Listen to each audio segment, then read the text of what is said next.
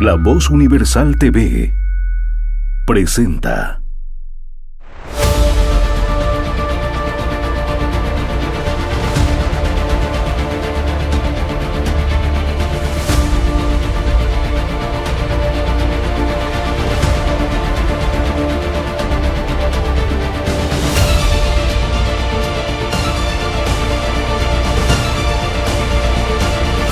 Comentando la noticia, con Daniel Pasquier. Una vez más, usted comentando la noticia en el especial de el Parlamento Indígena de los Pueblos del Oriente. Este segundo encuentro con el doctor Gustavo Pinto, ya lo hemos presentado, escritor, pensador, pedagogo, en fin, filósofo, por supuesto. Es muy agradable la entrevista y al mismo tiempo muy enriquecedora. Esta es la segunda porque una no fue suficiente, fue demasiado corta y se nos quedaba un tema muy importante en este campo: las experiencias educativas de los pueblos del Oriente, y presentar algunos de los ejemplos más significativos, más destacados en este rubro.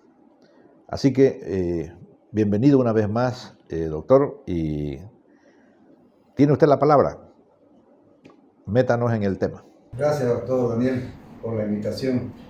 Ayer sí nos quedó, como a veces decimos, en el tintero hablar de una extraordinaria experiencia educativa con indígenas del Beni, exactamente con los Moré del Beni, que se dio entre 1938 y 1963 del siglo pasado, bajo la dirección del extraordinario también profesor, y además de profesor, muy buen pedagogo y muy buen educador, Luis Leigue Castedo, un veniano que, dicho también entre paréntesis, es descendiente de cruceños, porque la mayoría de los venianos, tenemos que saber, descendemos de cruceños, por esa época de la Goma, donde se fueron cientos de cruceños al Beni a buscar trabajo, a quedarse a vivir en estancia, a crear estancias, a crear pueblos, etc.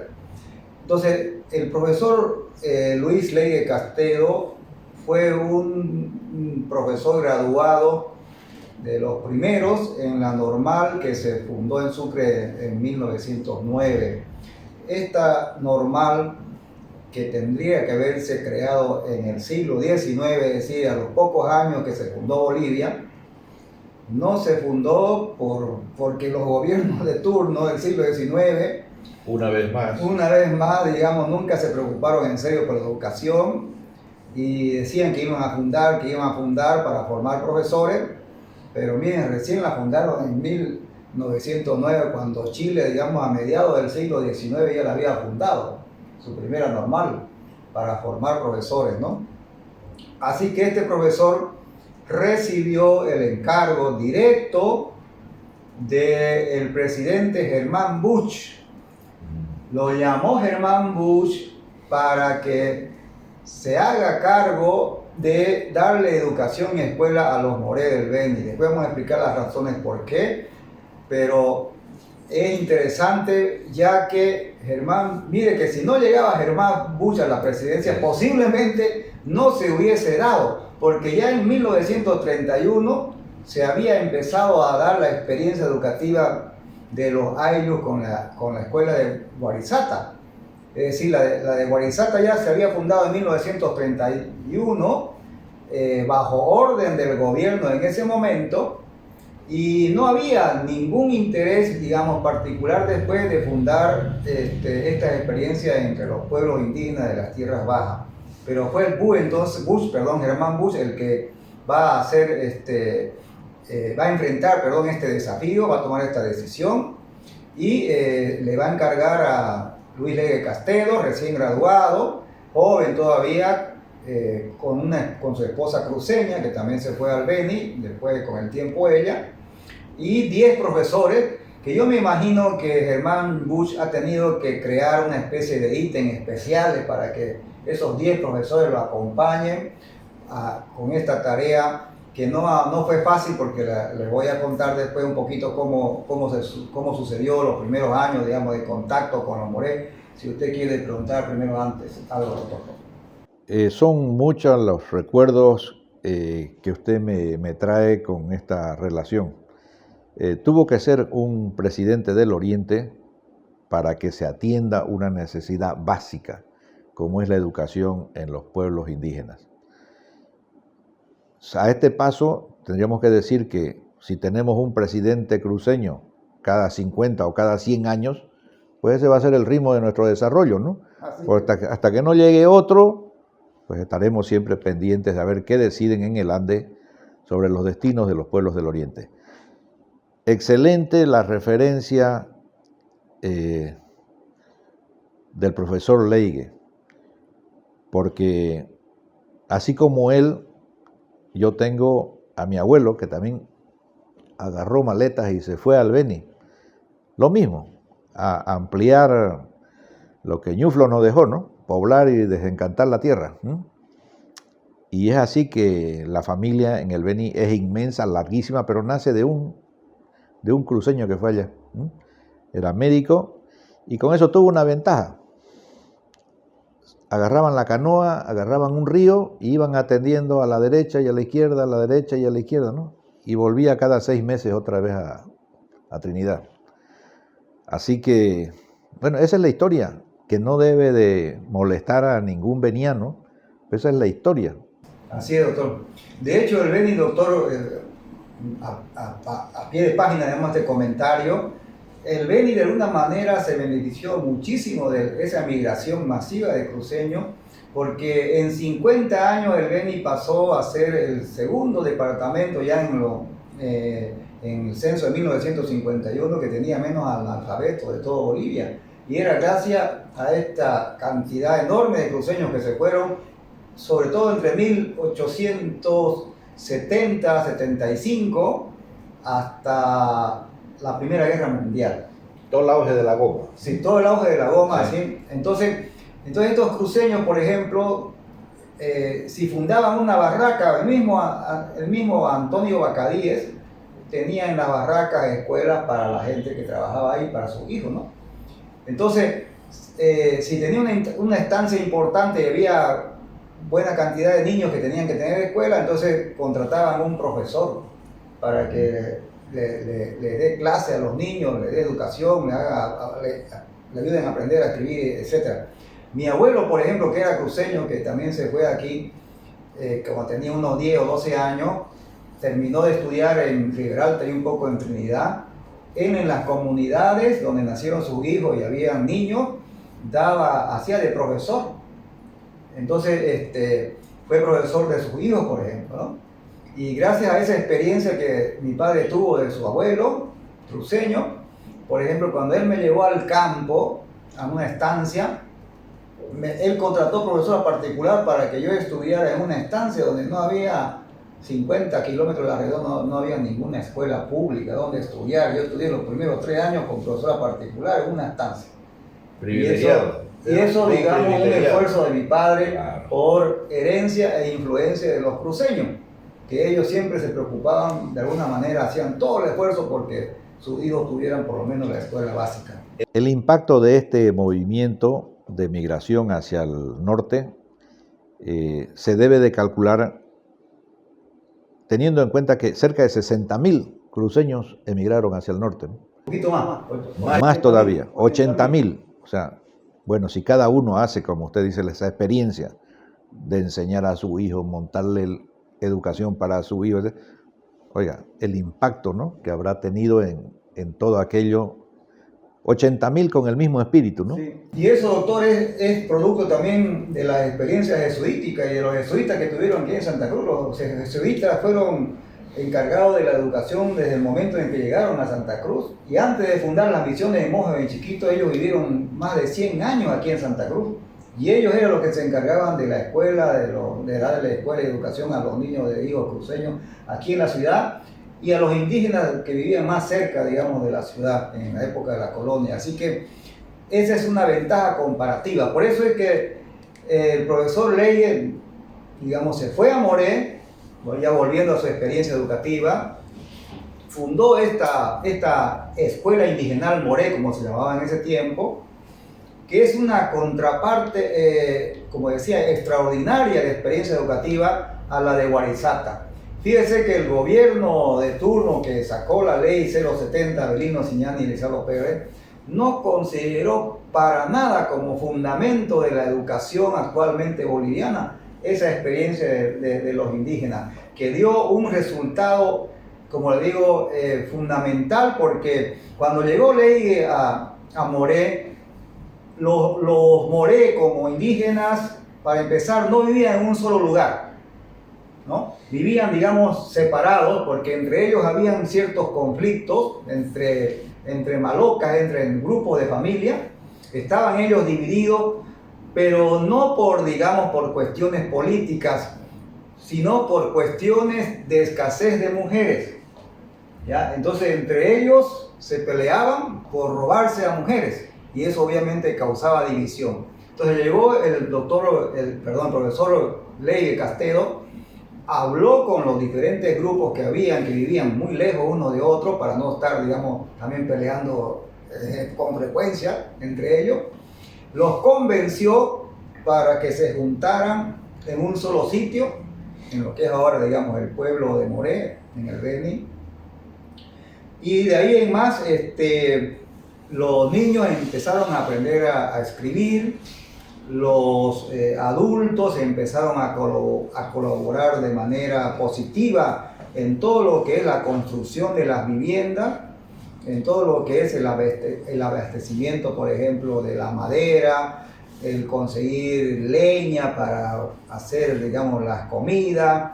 Es decir, se trabajó en una especie de comunidad indígena que tenía la responsabilidad de educarse, manteniendo su cultura, de conservar sus tradiciones, porque una de las cosas extraordinarias que llegó a percibir el profesor Ley de Castedo, que escribió un libro después a partir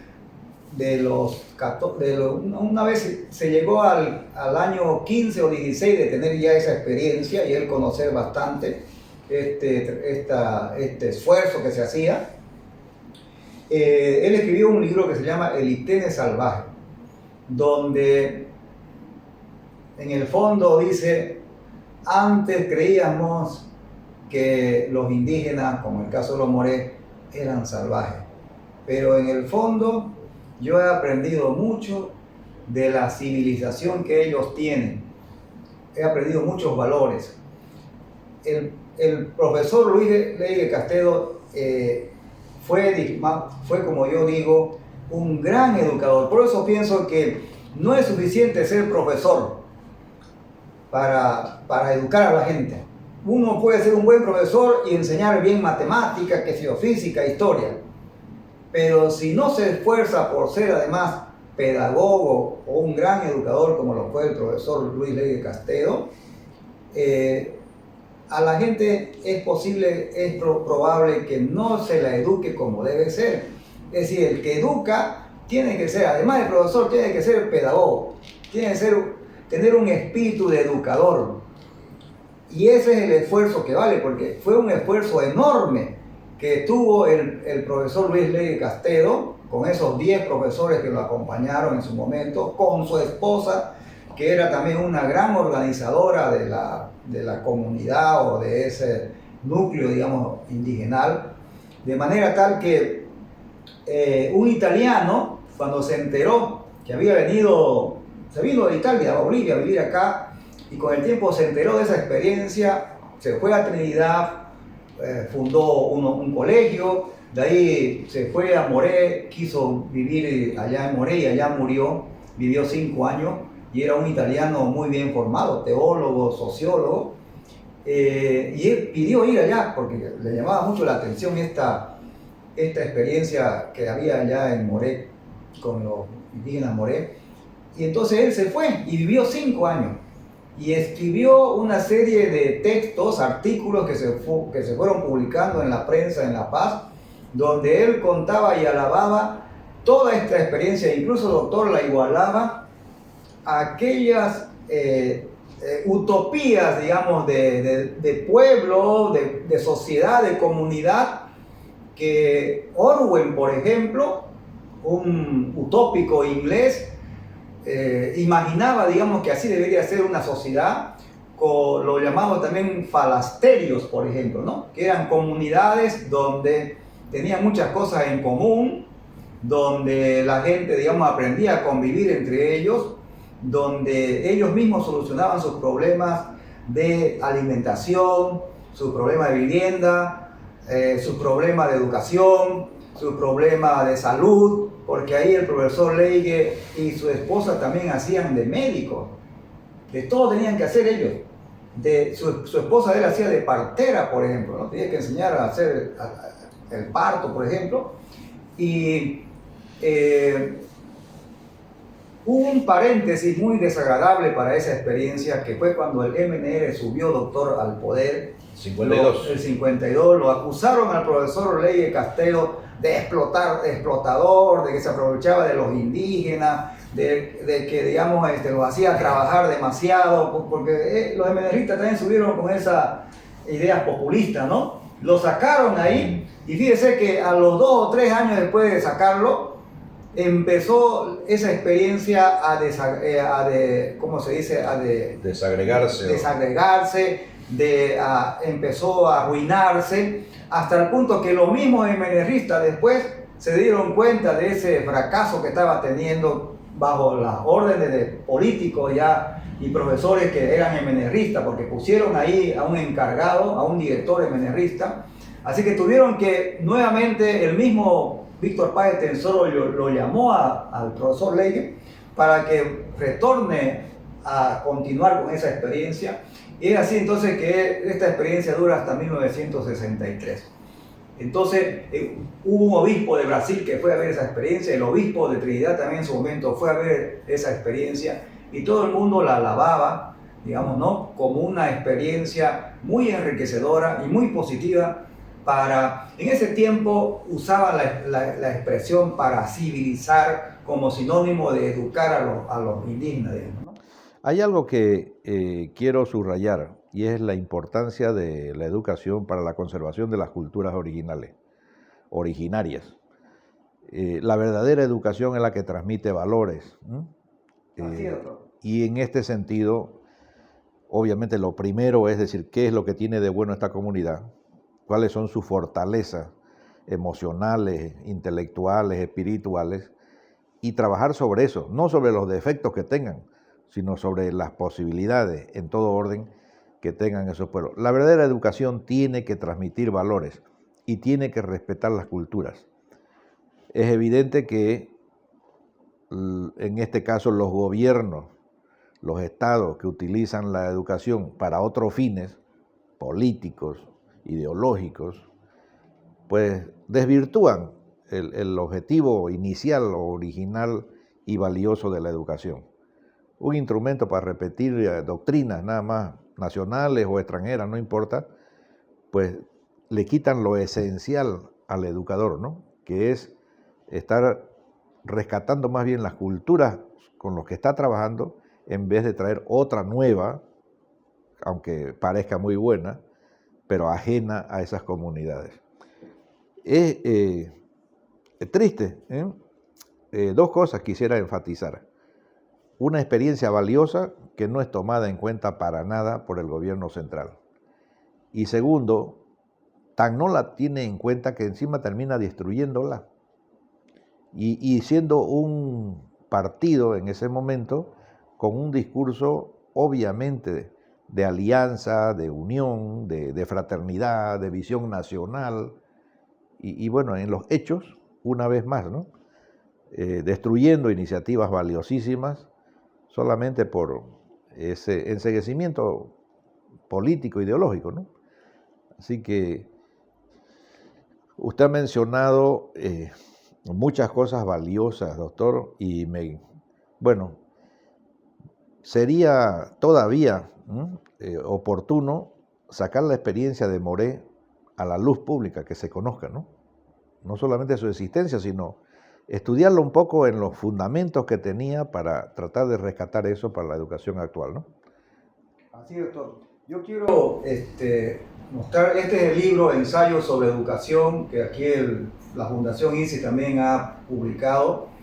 Y quiero leerle solamente una frasecita de los hijos del profesor Luis Vega Castedo, que viven sobre todo ahora en Santa Cruz. Yo entrevisté a ellos para escribir este artículo también. Y miren lo que se recordaba uno de sus hijos de él. Dice: mi padre fue un hombre que se dedicó exclusivamente a hacer el bien, dice uno de sus hijos. Otro dice: Moré se autoabastecía de los alimentos. Con los productos que se vendía, compraba lo que no tenía. Por ejemplo, el charque se lo compraba de Santa Ana de Yacuma. Y otro de sus hijos me dice: papá era un hombre de ideales, un idealista, pero al mismo tiempo muy práctico, con gran carácter para educar, organizado y muy organizador. Fue un buen administrador del núcleo educativo Moré. Y otro dice, y se le derraman las lágrimas al recordar a su padre, dice: mis padres se dedicaron con mucho amor a atender a los Moré. Volcaron hacia los Moré todo el amor que les faltó darnos a nosotros. Se le caen las lágrimas a este señor hijo cuando me dijo estas palabras. O sea que miren ustedes, dice que ellos sintieron que por darle mucho amor a los Moré, mucho tiempo a su educación de los Moré, ellos sintieron que descuidaron, digamos, La atención a la familia, a esos hijos que están vivos algunos todavía. Lo que ustedes ven entonces es que para educar también hay que dedicar mucho tiempo a los niños, a los jóvenes, mucho tiempo. No es solamente enseñar, digamos, las letras. En un momento como el actual, todavía en pandemia, no post-pandemia, esto es tremendamente significativo. A veces los padres quieren que el maestro lo haga todo, que la escuela lo resuelva todo. Y lloran, patalean, se quejan porque ellos, padres, tengan que dedicarle media hora a su hijo, ayudarle en lo que tenga que, sus necesidades para seguir estudiando, ¿no? Es desde luego no entender lo que es la educación, y segundo es de un egoísmo terrible, ¿no? Claro. Porque en épocas anteriores, digamos, la ocupación, el oficio principal de las madres sobre todo, era educar a los hijos. Así es. Además, doctor, es que lo que pasa es que también aquí tenemos todo un problemón a nivel de educación, a nivel general, ¿no? Culpable el gobierno, sobre todo, por manejar así el sistema educativo. Yo he visto, por ejemplo, que en otros países nórdicos, por ejemplo, ahorita el gobierno le está pagando a las mujeres que, digamos, tienen su primer hijo o su segundo hijo, le paga un sueldo más o menos de medio tiempo para que ellas se queden en el hogar y atiendan los primeros años a sus niños, ¿no? Y le paga hasta al marido, o sea, al padre, rotando. 6 meses la madre, 6 meses y le paga como si estuviera trabajando. Porque es que se ha demostrado que es clave el afecto, el cariño que dan los padres a los niños desde que nace hasta los por lo menos 4 o 5 años. Esta gran dirigente que ha sido Angela Merkel, retirado hace poco en Alemania, le reclamaban por qué invertía tanto en educación. Decía, porque es mucho más barato que después invertir en ignorantes. Así es. El que plantea, los problemas que plantea la ignorancia, la falta de educación, la falta de respeto, la falta de tolerancia, son infinitamente más caros para la sociedad que lo que se puede hacer por enseñar a convivir, a respetar a los demás, etcétera, ¿no? ¿Qué queda como enseñanza de lo de Moré? ¿Saben los indígenas ahora? Estoy hablando ya de los actuales. Yo he visto en el Parlamento indígena una gran esperanza de que ellos autogestionen su la resolución de sus propias necesidades, ganar en autonomía, en autodeterminación, etcétera, para poder resolver estos temas de base, de fondo, que no los va a resolver un gobierno lejano y además que ignora absolutamente las necesidades de estos pueblos. ¿Cómo lo ve usted ahora la experiencia de Moré en el mundo indígena del Oriente? ¿Conocen, tienen fresca todavía la experiencia? ¿Se ha olvidado, se ha perdido? ¿Intentarán rescatarlo si es que todo esto, que ojalá vaya adelante del Parlamento indígena, pues tiene de verdad poder, autoridad para incidir en el proceso educativo? Tienen muy pocos recuerdos, doctor, porque la gente de Moré, por ejemplo, que nació en los años 60, tiene un vago recuerdo de esta experiencia, muy vago. Y el problema es, digamos, es que cuando se enseña historia boliviana, no se enseña absolutamente nada de estas cosas en el BN, historia regional. Por eso yo vengo insistiendo cuando enseño historia, que hay que enseñar también la historia de los departamentos, de las regiones, porque si no estas experiencias como la que acabamos de mencionar son extraordinarias, pero la gente porque no se las enseña en los colegios, pues se desaparece de la memoria, digamos, de los pueblos, de las regiones. Si me lo presta un ratingo su libro, lo vamos a mencionar esto con un poco más de detalle, porque Ensayo sobre Educación, una publicación ya de 4 años más o menos, Sí, doctor. Y que recoge esta experiencia de la escuela de Moré, escrita por acá por el profesor Pinto, y que le puedo comentar, ya que sale la oportunidad, que este libro se ha vendido muy bien en Colombia. Y una de las experiencias que las comentaron delante mío en la presentación del libro allá, es la experiencia de Moré. Me imagino que el tema, de una manera más o menos similar, se ha ocurrido a lo largo y ancho de Latinoamérica, ¿no? Y entonces estas respuestas originales, claro, son sumamente valiosas, son enormemente valiosas para el que entiende de educación, para el que quiere saber algo de educación. Entonces además, ha hecho un aporte usted importante. son experiencias que, como fueron positivas, digamos, quiere decir que eso se puede hacer, ¿no? Se puede. No exactamente igual, pero digamos, recogiendo estas experiencias uno puede decir, bueno, por aquí va. Muy bien. Esto ha sido comentando la noticia en un especial sobre el tema de la educación en la temática de los pueblos indígenas del Oriente. A raíz de la serie que estamos haciendo sobre Parlamento indígena de los pueblos del Oriente. Agradecerle al profesor Pinto, este tiempo, esta dedicación a unos temas que son fundamentales para construir una nación, si es que pretendemos tener una nación boliviana. No es pisoteando culturas, porque son poquitos, o porque están lejos, o porque están aislados, porque no tienen plata, sino más bien rescatando estas culturas para enriquecer el patrimonio intelectual de la propia nación. Para hacer realidad de alguna manera, si es que se intentara seriamente hacer un Estado plurinacional, es decir, no es plurinacional con una nación, ni con dos, es con las 36 que todavía quedan en Bolivia, porque al paso que vamos, pues van a desaparecer casi todas. Y que los hechos funcionen, doctor, digamos, ¿no? Funciona. Que no sea solamente ahí en el papel, digamos, ¿no? Muchísimas gracias y bueno, con esto no lo vamos a despedir definitivamente, sino que volverá por acá. A usted también las gracias, doctor, y aquí a los que están detrás de los controles. Muy bien, esto ha sido Comentando la Noticia. Muchísimas gracias por seguirnos.